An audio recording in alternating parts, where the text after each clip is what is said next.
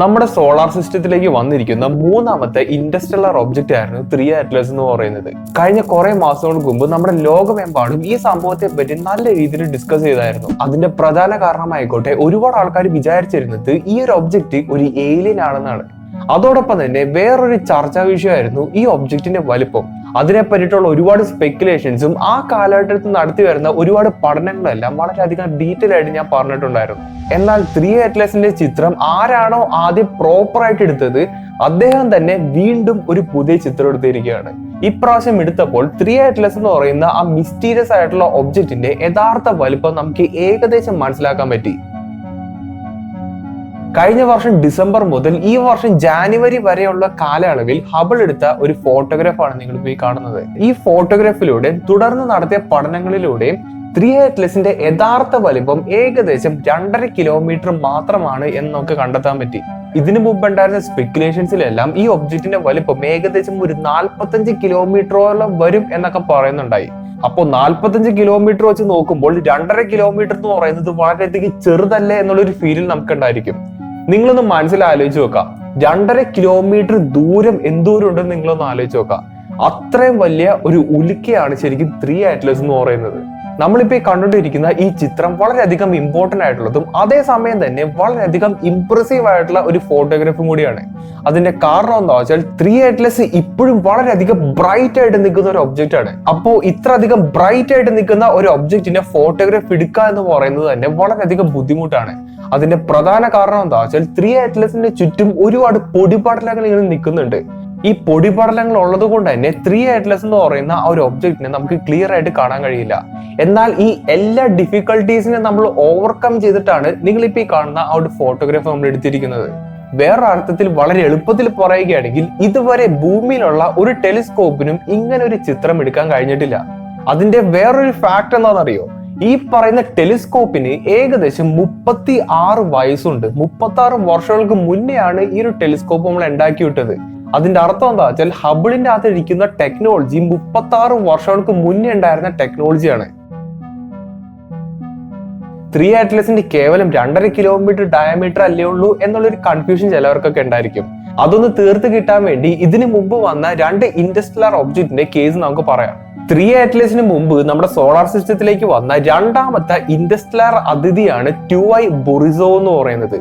ഇതിന്റെ വലിപ്പം എന്ന് പറയുന്നത് കേവലം 700 മീറ്റേഴ്സ് മാത്രമായിരുന്നു. അതായത് 3 അറ്റ്ലസ് 2i ബൊറിസോവിനെക്കാളും ഏകദേശം 4 ഇരട്ടിയോളം വലിപ്പമുണ്ട്. ഇനി ഈ 2 ഒബ്ജക്റ്റിന്റെ ഭാരം വെച്ചിട്ടാണ് നമ്മൾ കമ്പയർ ചെയ്യുന്നതെങ്കിൽ 2i ബൊറിസോവിനെക്കാളും 40 to 50 മടങ്ങ് വരെ ഭാരം കൂടുതലാണ് 3 അറ്റ്ലസിന്. ചുരുക്കത്തിൽ പറഞ്ഞാൽ 3 അറ്റ്ലസ് എന്ന് പറയുന്നത് വളരെ വളരെ വലിയൊരു ഒബ്ജക്റ്റ് ആണ്. കുറച്ച് നാളുകൾക്ക് മുമ്പ് നമ്മുടെ ലോകത്തെ മുഴുവനും ഇങ്ങനെ വിറപ്പിച്ച ഒരു ഒബ്ജക്റ്റ് ഉണ്ടായിരുന്നു. അതിനെയാണ് ഓമുവാമോ എന്ന് പറയുന്നത്. ഇതിന്റെ വലിപ്പം എന്തോരുണ്ടെന്ന് അറിയും. പിന്നെ വലിപ്പം എന്ന് പറയുന്നത് ഇത് ഒരുമാതിരി ഒരു ഫ്രഞ്ച് ബ്രെഡ് പോലെ ഇരിക്കുന്ന ഒരു ഷേപ്പാണ് ഇതിനുള്ളത്. അപ്പോ ഇതിന്റെ ലെങ്ത് നമുക്ക് കാൽക്കുലേറ്റ് ചെയ്യാൻ പറ്റും. ഇതിന്റെ ലെങ്ത് എന്ന് പറയുന്നത് കേവലം 200 മീറ്റേഴ്സ് മാത്രമേ ഉണ്ടായിരുന്നുള്ളൂ. ഇതിന്റെ വണ്ണമായിക്കോട്ടെ കേവലം മീറ്റേഴ്സ് മാത്രമേ ഉണ്ടായിരുന്നുള്ളൂ. അപ്പോ അങ്ങനത്തെ വളരെയധികം വിയർഡ് ആയിട്ടുള്ള ഒരു ഒബ്ജക്റ്റ് തന്നെയായിരുന്നു ഓമുവാമോ എന്ന് പറയുന്നത്.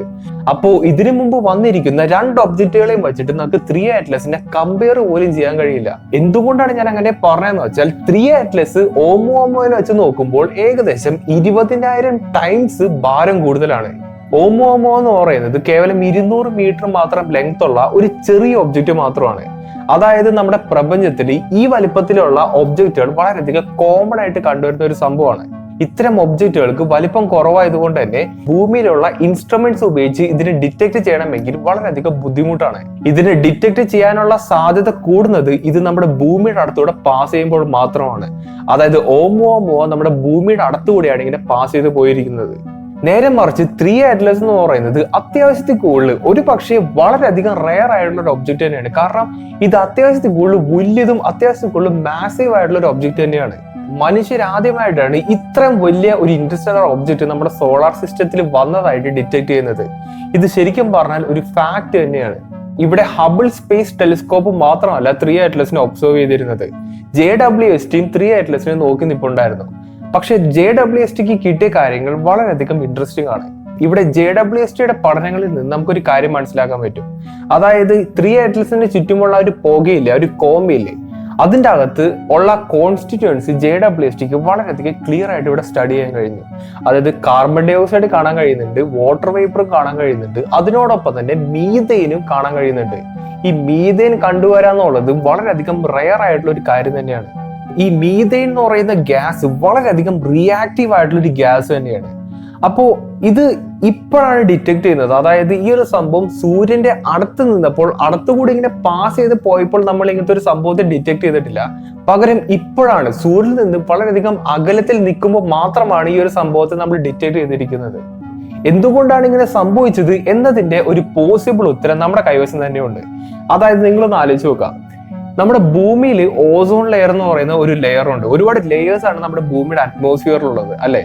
അപ്പോൾ ഈ ലെയറുകളെല്ലാം സൂര്യനിൽ നിന്ന് വരുന്ന ഇൻഫ്രാറെഡ് റേസിനെല്ലാം ബ്ലോക്ക് ചെയ്തിട്ടാണ് നമ്മുടെ സർഫസിലേക്ക് എത്തുന്നത്. അതായത് നമ്മുടെ ഭൂമിയുടെ ഒരു പ്രൊട്ടക്റ്റീവ് ലെയർ പോലെയാണ് ശരിക്കും ഇങ്ങനെ ഇരിക്കുന്നത്. ഇവിടെ ഇൻഫ്രാറെഡിന്റെ ഒപ്പം അൾട്രാവയലറ്റ് റേസും കൂടിയൊക്കെ ഉണ്ട്. അതൊക്കെ നമുക്ക് അറിയാവുന്ന കാര്യങ്ങൾ തന്നെയാണ്.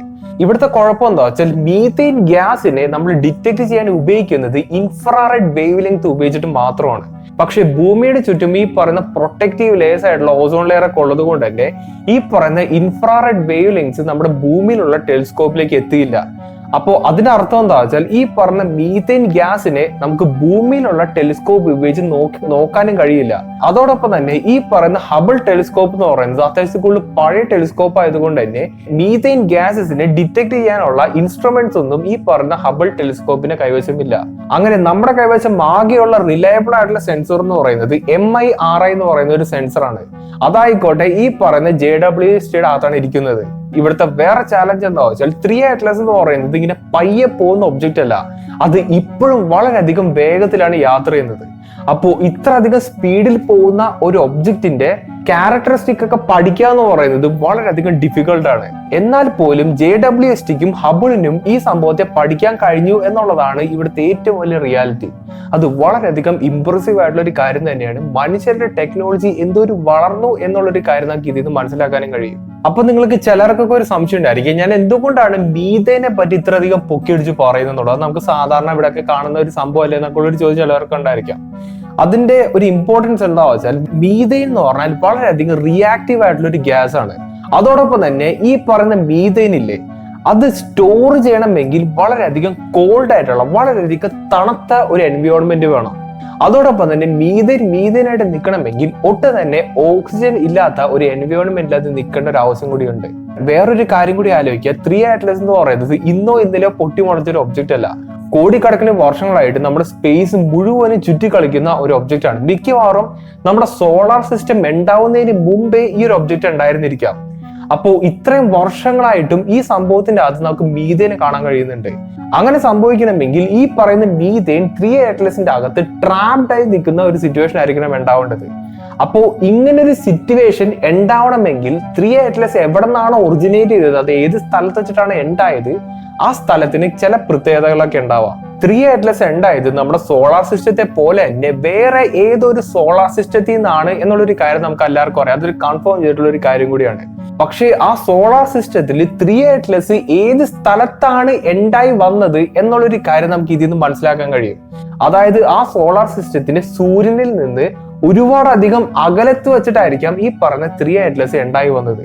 ഇത്രയധികം അകലത്തായത് കൊണ്ട് തന്നെ അതിന് ഒട്ടും തന്നെ ചൂട് ലഭിക്കുന്നില്ല. അതിന്റെ മീനിങ് എന്താ വെച്ചാൽ ഇത് മുഴുവനും ഐസിൽ ഇങ്ങനെ കവർ ചെയ്തിരിക്കുന്ന ഒരു ഒബ്ജക്റ്റ് ആയിരിക്കണം. അതോടൊപ്പം തന്നെ അവിടെ ഓക്സിജൻ ഒട്ടും തന്നെ ഉണ്ടാവില്ല. അപ്പോ ഈ രണ്ട് കാര്യങ്ങളാണ് മീഥെയിൻ എന്ന് പറയുന്ന സംഭവം ഇങ്ങനെ ഒരുപാട് നാളുകളായിട്ട് സ്റ്റോർ ചെയ്ത് വയ്ക്കാനുള്ള ഒരു കണ്ടീഷൻ എന്ന് പറയുന്നത്. അപ്പോൾ ഇത് രണ്ടും ഇങ്ങനെയുള്ളൊരു സിറ്റുവേഷനിൽ കാണാൻ കഴിയുന്നത് കൊണ്ടാണ് ശാസ്ത്രജ്ഞന്മാർ ഇങ്ങനൊരു തിയറിയിൽ ഇപ്പോൾ വിശ്വസിച്ചു വരുന്നത്. വേറൊരു അർത്ഥത്തിൽ പറയുകയാണെങ്കിൽ 3 Atlas എന്ന് പറയുന്നത് വേറെ ഏതോ ഒരു സോളാർ സിസ്റ്റത്തിന്റെ ഒരു ഫോസിലാണ്, ചെറിയൊരു പീസ് മാത്രമാണ്. ഇത്തരം ഇൻഡസ്ട്രിയൽ ഒബ്ജക്റ്റുകൾ വളരെയധികം ഇമ്പോർട്ടന്റ് ആയിട്ടുള്ള പീസ് ഓഫ് എവിഡൻസസ് തന്നെയാണ്. അതിന്റെ മെയിൻ കാരണം എന്താ വെച്ചാൽ നമ്മൾക്ക് കിട്ടാവുന്ന ഒബ്ജക്റ്റുകൾ എന്നൊക്കെ പറയുമ്പോൾ നമ്മുടെ സോളാർ സിസ്റ്റത്തിൽ തന്നെ ഉത്ഭവിച്ച ഒബ്ജക്റ്റുകളായിരിക്കും. പല പല കല്ലുകളെല്ലാം നമ്മുടെ സോളാർ സിസ്റ്റത്തിൽ തന്നെ ഉത്ഭവിച്ച കാര്യങ്ങൾ മാത്രമാണ്. അതുകൊണ്ട് തന്നെ വേറൊരു സോളാർ സിസ്റ്റത്തിൽ നിന്ന് വരുന്ന ഒബ്ജക്റ്റിനെ പറ്റി നമുക്ക് പഠിക്കാൻ കഴിയുകയാണെങ്കിൽ നമുക്ക് കൂടുതൽ ഡീറ്റെയിൽസും കൂടുതൽ ഇൻഫോർമേഷനും കിട്ടുകയും ചെയ്യും. അത് ഭാവിയിലോട്ടുള്ള പഠനങ്ങൾക്ക് ഒരുപാടധികം ഹെൽപ്ഫുൾ ആവാനുള്ള സാധ്യത വളരെയധികം കൂടുതലാണ്. അപ്പോൾ അത്രയൊക്കെ തന്നെ ഉണ്ടായിരുന്നുള്ളൂ. 3 Atlas എന്ന് പറയുന്നത് വളരെയധികം കൗതുകമേറിയ ഒരു ഒബ്ജക്റ്റ് തന്നെയാണ് ഇപ്പോഴും അപ്പോഴും. നിങ്ങളുടെ അഭിപ്രായങ്ങളെല്ലാം മാക്സിമം ഒന്ന് കമന്റ് ചെയ്ത് അറിയിക്കാൻ ശ്രമിക്കുക. അപ്പോൾ നല്ലൊരു ടോപ്പിക്കായിട്ട് ഞാൻ അടുത്ത വീഡിയോ കാണാം.